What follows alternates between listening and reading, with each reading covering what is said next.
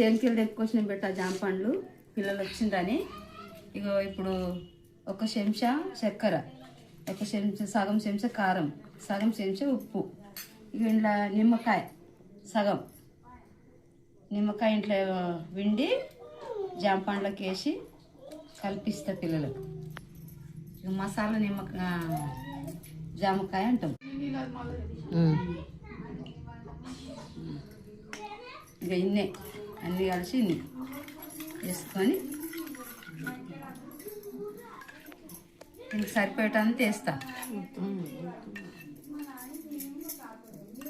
వేసి వేస్తా. ఇది మంచిగా ఉంటాయి.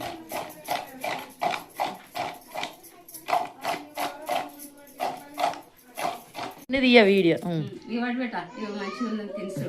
నేను నిండి తింటా. సూపర్ ఉంది. మంచిగా ఉంది చూడు. ఇంకా పిల్లలు తింటారని ఇవి చేసిస్తున్నా.